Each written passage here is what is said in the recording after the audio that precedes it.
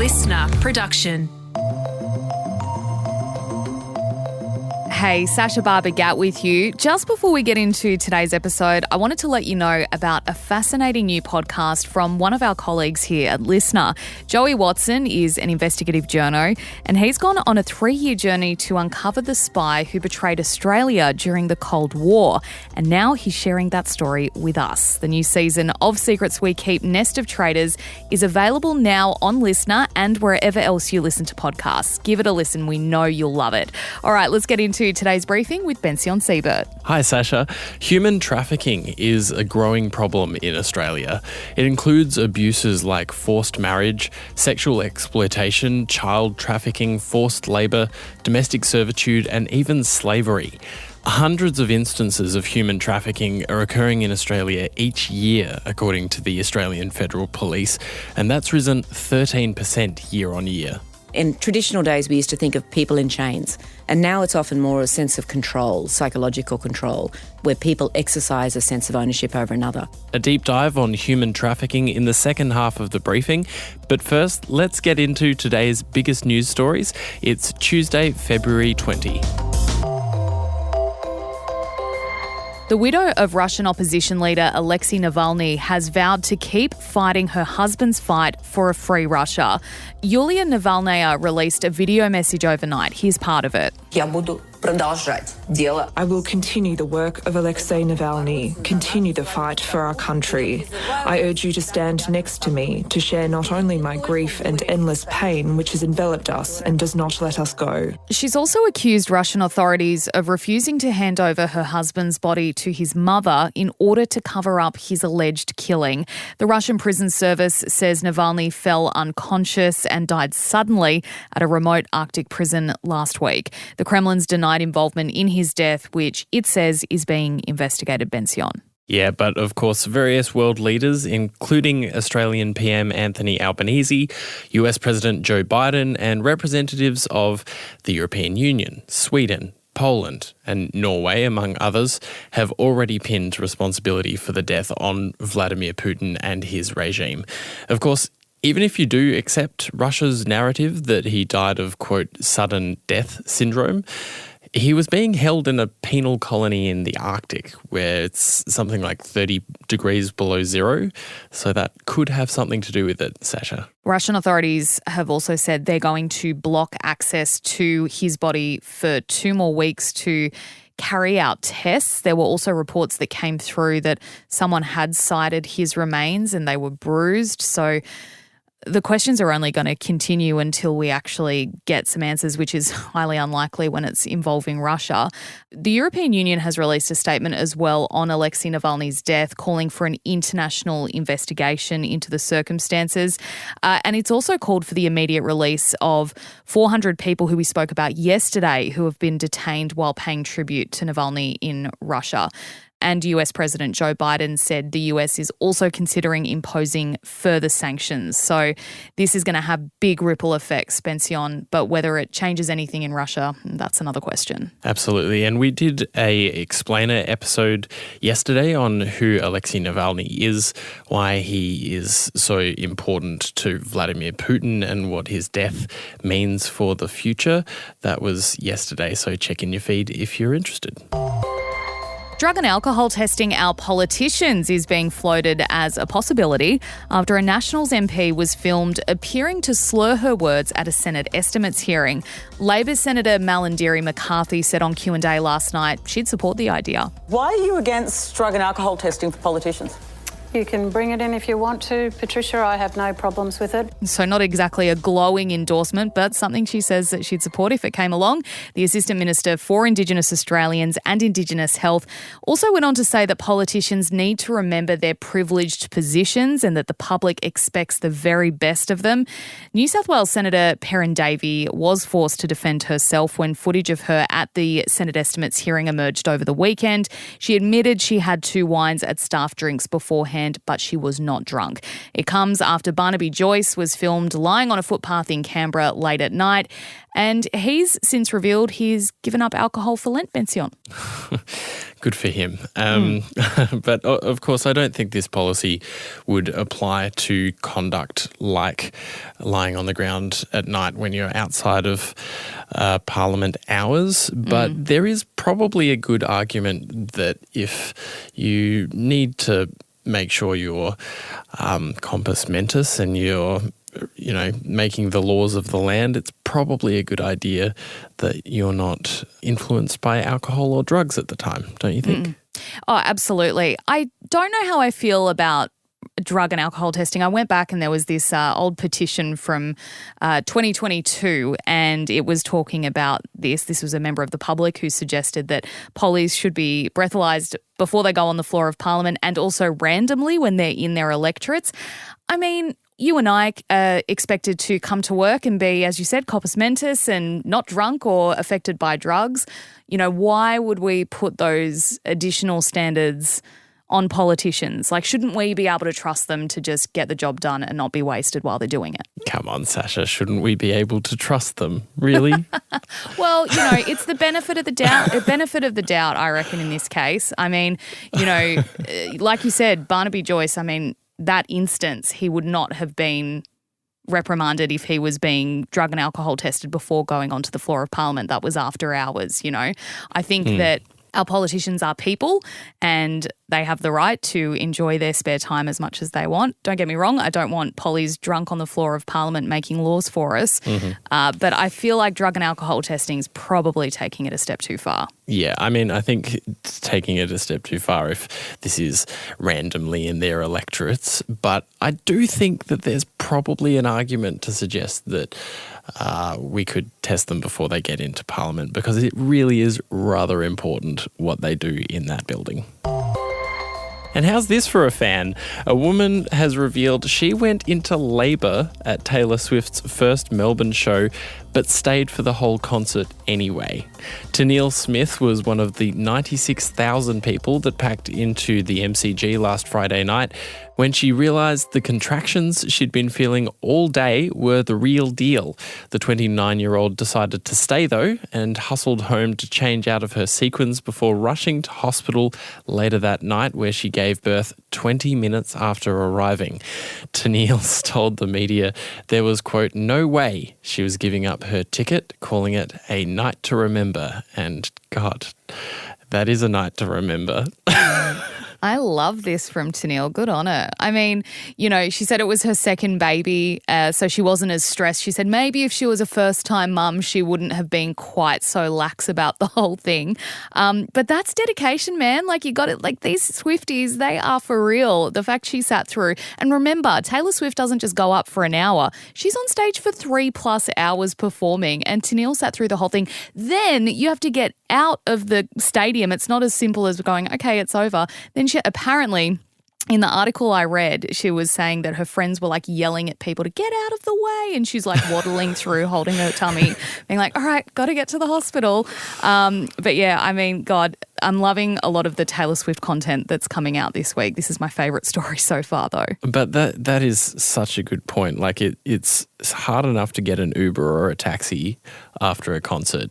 Imagine trying to get to the hospital and trying to wade through all those people. I just think if you're about to give birth, leave the concert. That's my advice. Oh, well, everything was fine. It all worked out well. There's first aid people on hand. I'm sure the baby would have been fine either way. But yes, healthy bub, all good. Go to Neil. Glad you got to enjoy your concert. Wonderful. All right. Thanks, Sasha. That's it for their headlines. Now it's time for today's deep dive into the growing scourge of human trafficking in Australia.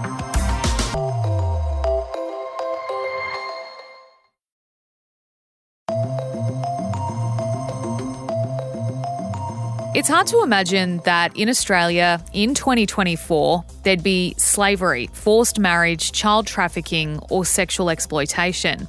Well, the Australian Federal Police says there's been a 13% increase in human trafficking, including the different aspects of the problem year on year.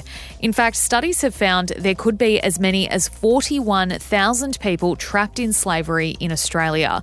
A Queensland man was charged earlier this year with 46 offences, including grooming, wage theft and movement restriction. He'd allegedly been keeping people trapped on fishing boats. So how and why is human trafficking growing here, particularly in 2024, when we'd assume there's greater awareness and greater focus on prosecuting people for these offences? Justine Nolan is a professor in the Faculty of Law and Justice at UNSW Sydney and the Director of the Australian Human Rights Institute. Justine, thanks for joining us. Could you start off by explaining to us exactly what modern slavery is? It's a complex term it's sort of used as an umbrella term to include a number of crimes. It includes slavery, which is sort of ownership of a person. In traditional days, we used to think of people in chains, and now it's often more a sense of control, psychological control, where people exercise a sense of ownership over another. And things like forced marriage, human trafficking, where people are coerced and threatened to sort of move across or within borders. Forced labour, within the workplace, that's where people are coerced or threatened and don't have freedom to change jobs. Debt bondage, domestic servitude, all of these together constitute modern slavery. So it's this big term that accounts for all these different types of crimes. Tell us a bit more about how it differs from our perhaps traditional understanding of slavery, as you said, people in chains.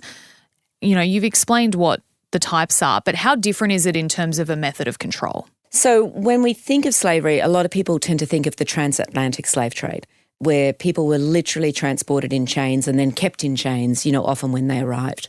Now, the sad thing is that is sometimes still happening, but it's more unusual, but we're still seeing cases of that, for example, on fishing boats, where people are sometimes chained to those boats, trapped in those workplaces, that boat, for years on end.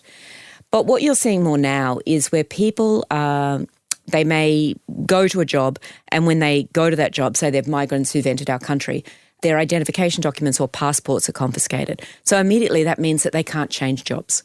Or it might be that you have an international student working in a franchise in downtown Sydney, and there's threats made by the employer that I'm going to report you. If you're working overtime, you're breaching your visa conditions, or in other situations, it might be threat to a family. So it's this form of coercion that is often psychological. And what the employer is doing is asserting control over the persons, basically saying, I own you, you work for me, you don't have the freedom to leave. And so that's more likely what we see now in terms of forced labour in the workplace. And that's happening in Australia? Yes. I mean, it's happening in every country in the world. We tend to, again, think of something like modern slavery is happening over there. It's not in our backyard. Walk Free has estimated that there's 41,000 people in Australia trapped in modern slavery in all different forms.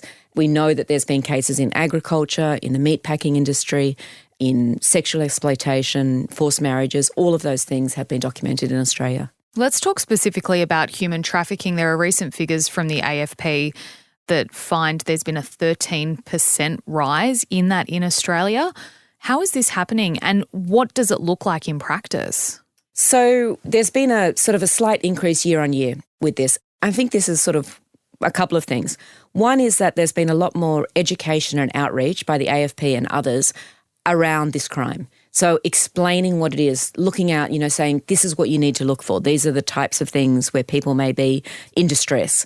And so I think in terms of that, there's been greater awareness, so there's been greater discovery. So that's a good thing that the numbers are increasing, because we're starting to actually get reporting around it. But I think we're probably still just, skimming the surface of, what it is. It can happen in a number of ways in Australia. It might be on entry into Australia, where people are trafficked for a reason that they may be exploited when they get here, and that might often be in the form of forced marriage or forced labour. So they're recruited, say, in Fiji for a particular job, then they get here, that job is nothing like that, and they're also then trapped in that job where their passport is confiscated. Or trafficking may also happen on exit, where people are being taken out of the country for the purpose of different reasons, usually, again, some form of sexual exploitation or labour. Trafficking is that movement of people with that threat of coercion, where they're, again, exerting control over people. Is it primarily criminals involved in this sort of thing, whether it be, and I know obviously they're a criminal if they engage in human trafficking, but I'm talking, is this happening down the street from my place and I just have no idea about it? Yeah, I mean, that's the thing about modern slavery, is that it often happens under the radar. And no, it's not all, sort of what we would consider your classic, criminal enterprise. So sometimes when people are recruited for these jobs, it's often family members who are those middlemen. So the people who are sort of doing the recruitment, where workers may pay an excessive recruitment fee, then they get to the sort of the country or the workplace and the job is nothing like that. But sometimes it's a family that's an intermediary, and that's not sort of unusual. But you'll also see that, here we are in the centre of Sydney. It may be happening, it is happening, a couple of streets away, particularly sexual exploitation. In other parts of the world, not in Australia, you've also seen it in car washes, in nail bars. So, it's sort of innocuous workplaces, but there's that sort of level of coercion that we would consider modern slavery. Let's talk about forced marriages. Just how prevalent is that in Australia at the moment, and what work's being done to stamp it out? So in the sort of the last year that they gave stats, there was 90 reports of forced marriage in Australia. That, along with trafficking, are our sort of two highest elements of modern slavery. But again, we would estimate that those figures are vastly underreporting. What's being done is that, the AFP in particular has been doing a lot of outreach. What they're trying to do is sort of make people aware and prevent it rather than try and be reactive around it. So a lot of that is around education.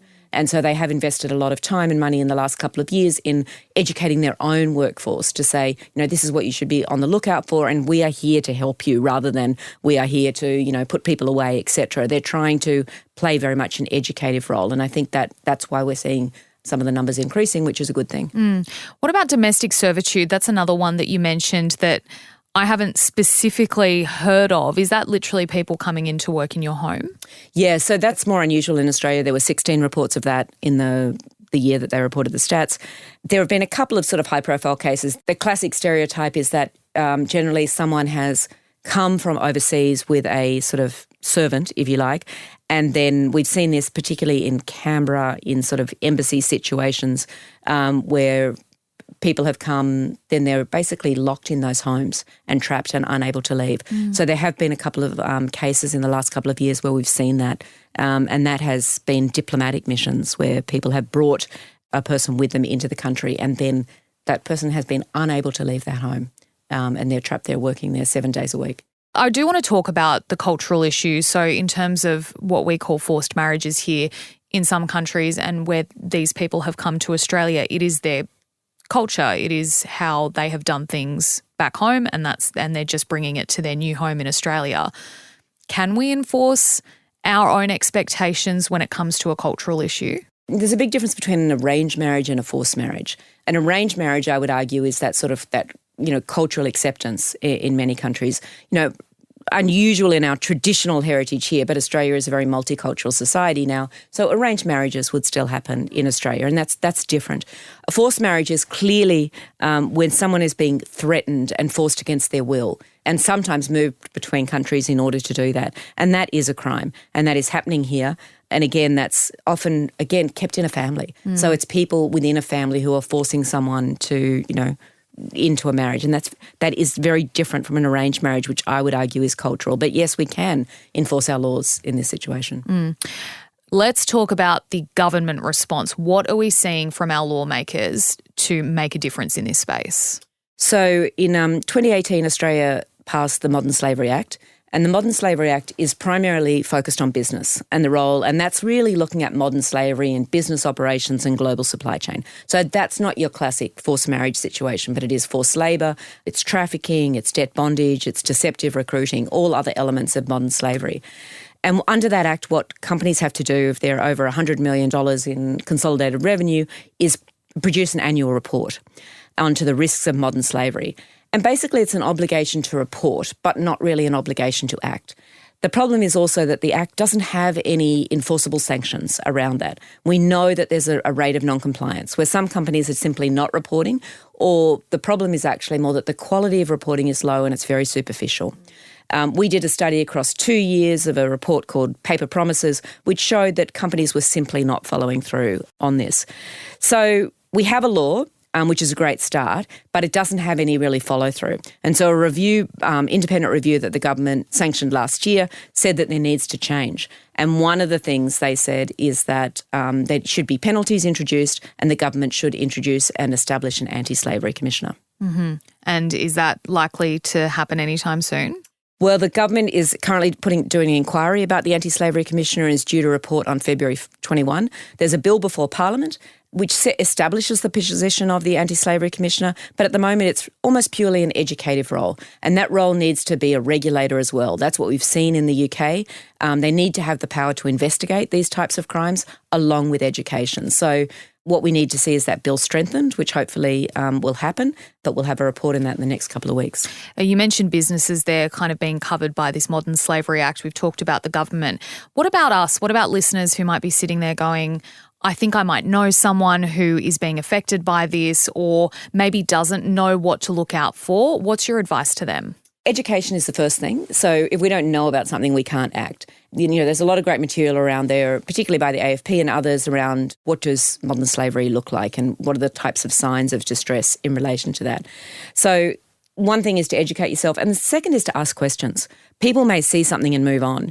And whether it's, someone you see in a workplace that you're going to, or it might be the companies that you buy from, the more you ask questions about, do you know where this product came? Like what sort of origin of this product? What are you doing in terms of reporting? There's people in companies who are working hard on this, and they often need us to ask questions in order to get traction within their own company. So to me, I think it's education, being aware, but also proactively asking companies questions around, where they're buying their products, goods and services. That was Justine Nolan, a Professor of Law and Justice at UNSW and Director of the Australian Human Rights Institute. And today's topic was a suggestion from a listener. Thank you, Leanne, for getting in touch. And if you're listening to this and you've got an idea for an episode, please do get in touch. You can shoot us a DM via our Instagram page, The Briefing on Insta. And that is all for today's episode of The Briefing. Check back in your feed this Savo at 3 for another episode. I'm Sasha Barbagat. Thank you for listening.